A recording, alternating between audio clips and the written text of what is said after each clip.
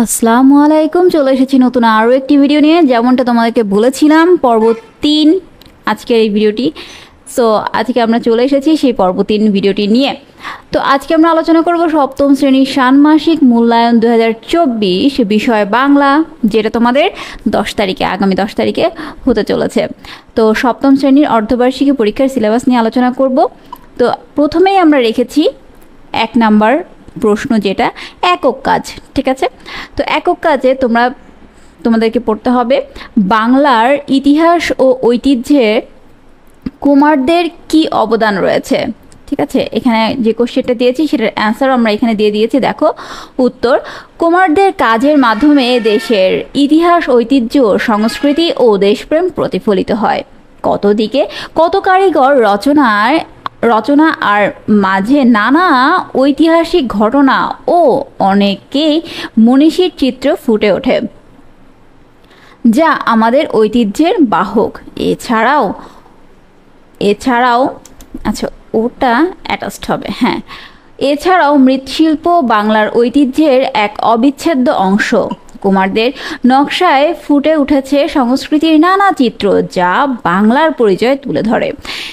এভাবেই মৃৎশিল্প বাংলার ইতিহাস ও ঐতিহ্যের এক অবিচ্ছেদ্য অংশ হয়ে উঠেছে। 2 নাম্বার প্রশ্ন সেটাও একক কাজ। ভাব প্রকাশের ধরন অনুযায়ী বাক্যকে কত ভাগে ভাগ করা যায় ও কি কি? ঠিক আছে, এটার অ্যান্সারটা দেখো। ভাব প্রকাশের ধরন অনুযায়ী বাক্যকে বিবৃতিবাচক, প্রশ্নবাচক, অনুজ্ঞাবাচক ও আবেগবাচক এই 4টি ভাগে ভাগ করা যায়। কয়টি ভাগে? 4টি ভাগে ভাগ করা যায়। ঠিক আছে, আচ্ছা, তো বিবৃতিবাচক কাকে বলে আর উদাহরণটা কি হবে? সাধারণভাবে কোনো বিবরণ প্রকাশ পায় যেসব বাক্যে, সেগুলোকে বিবৃতিবাচক বাক্য বলে। যেমন, একটি পাখি আমাদের কাঁঠাল গাছে বাসা বেঁধেছে, এটা একটা বিবৃতিবাচক বাক্য। ঠিক আছে, এরপরে হচ্ছে প্রশ্নবাচক বাক্য।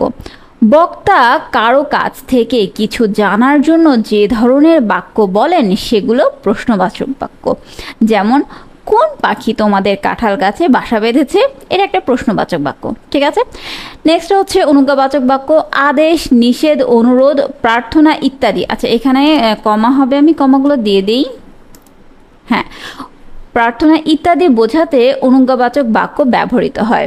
যেমন, কাঁঠাল গাছে একটি হাঁড়ি বেঁধে দাও। ঠিক আছে, আচ্ছা, এরপরে হচ্ছে আবেগবাচক বাক্য।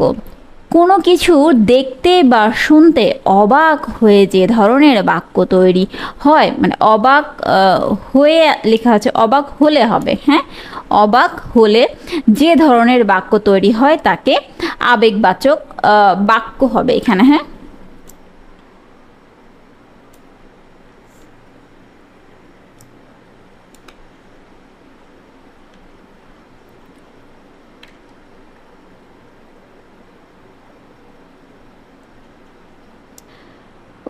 দেখো আমি এখানে যে মিস্টেকটা ছিল আমি এটা ঠিক করে দিয়েছি। আবেগবাচক বাক্য বলে। ঠিক আছে, যেমন, কি সুন্দর দেখতে পাখিটা। ঠিক আছে, আচ্ছা, এরপর 3 নাম্বার আছে একক কাজ। যে কোনো একটি জাতীয় বিষয় উপলক্ষে প্রমিত ভাষায় তোমার বক্তৃতা রাখো।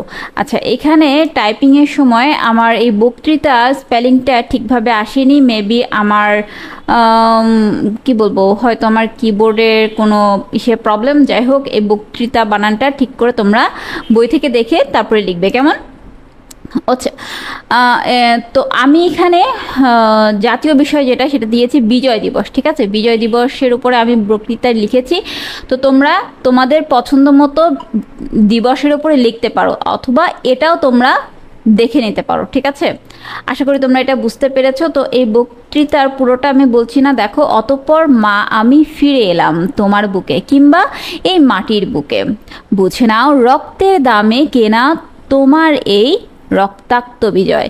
তো এই দিয়ে আমরা শুরু করতে পারি এবং এরপরে স্টেপ বাই স্টেপ এভাবে আমাদের বক্তৃতাটা সুন্দর করে সাজিয়ে লিখতে পারি। এটা তোমরা নিজেরা পড়ে নিবে, আশা করি তোমরা বুঝতে পারবে। ঠিক আছে, আমি অনেক সহজ প্রমিত ভাষায় বক্তৃতা লেখার চেষ্টা করেছি তোমাদের জন্য। সো নেক্সটে আছে হচ্ছে 4 নাম্বার, যেটা হচ্ছে জোড়ায় কাজ। জোড়ায় আলোচনা করে কোনো একটি বিষয় নিয়ে 100 শব্দের মধ্যে একটি অনুচ্ছেদ লিখো।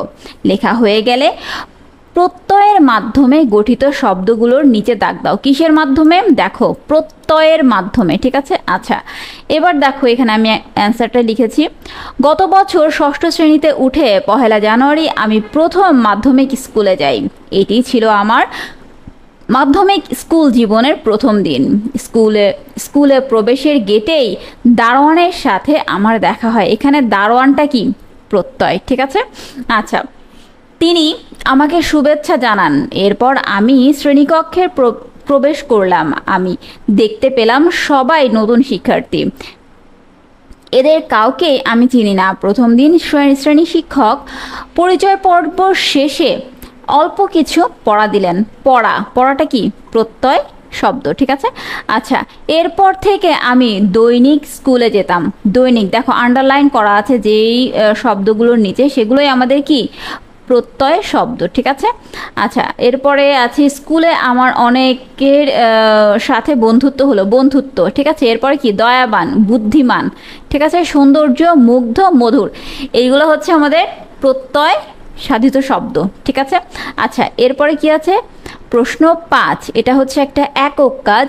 কি লিখেছি দেখো প্রশ্নটা, উপস্থিত বক্তৃতার সময়ে কোন বিষয়গুলো খেয়াল রাখতে হবে। তো বক্তৃতা আমি আগেই বলেছি যে আমার এখানে টাইপিংয়ের প্রবলেম হচ্ছিল, আমি অনেকভাবে এটা ঠিক করার চেষ্টা করেছি, বাট আই এম সরি পারিনি। তো তোমরা এটা কি করবে, বইতে লেখা আছে সুন্দর করে, তোমরা বইয়ের লেখাটা এখানে লিখবে, ঠিক আছে। তো এখানে অ্যান্সারটা লিখেছি দেখো, উপস্থিত বক্তৃতার সময় নিচের বিষয়গুলো খেয়াল রাখতে হবে। নিচের বিষয় কোনগুলো দেখো, 1 নম্বরে প্রথমে বিষয় অনুযায়ী বক্তব্য গুছিয়ে নিয়ে কথা শুরু করতে হয়। দ্বিতীয়ত উপস্থিত বক্তৃতায় লিখিত বক্তব্য পাঠ করা যায় না। তৃতীয়ত বিষয়টির ধারণা পরিষ্কার করার জন্য উদাহরণ, ব্যাখ্যা ইত্যাদি প্রয়োজন হতে পারে। চতুর্থ বিষয়ের সাথে সম্পর্ক নেই এমন কথা বলা থেকে বিরত থাকতে হয়। পঞ্চম নির্ধারিত সময়ের মধ্যে কথা শেষ করতে হয়। এবং ষষ্ঠ বক্তৃতার ভাষা প্রমিত হতে হয়, ঠিক আছে। বক্তৃতার ভাষা কি হতে হবে? অবশ্যই প্রমিত হতে হবে, ঠিক আছে, যাতে সবাই বুঝতে পারে। তো আশা করি তোমরা এটা বুঝতে পেরেছো। আজকে এই পর্যন্তই রাখছি, আর বাড়াবো না।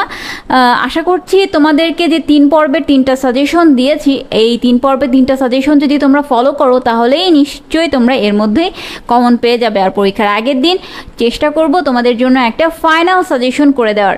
তো কী করতে হবে তার জন্য? আমাদের চ্যানেলটি সাবস্ক্রাইব করতে হবে, কমেন্ট করতে হবে, আর লাইক করতে হবে, আর শেয়ার করে দিতে হবে বন্ধুদের মধ্যে। আর অবশ্যই কমেন্ট বক্সে জানাবে যে ভিডিওগুলো তোমাদের কেমন লাগছে, তোমরা কি এর থেকে উপকৃত হচ্ছ কি হচ্ছ না, তোমরা কি এটা পেয়ে কি খুশি নাকি খুশি না। ভালো লাগলো জানাবে, খারাপ লাগলো জানাবে, কোনো অসুবিধা নেই। সো দেখা হচ্ছে নেক্সট ভিডিওতে। তোমাদের নেক্সট পরীক্ষার জন্য প্রিপারেশন নিতে হবে তোমাদের আগে আমাকে, রাইট? সো দ্যাটস ওয়াই দেখা হবে পরের ভিডিওতে। সে পর্যন্ত সবাই ভালো থেকো। আল্লাহ হাফেজ।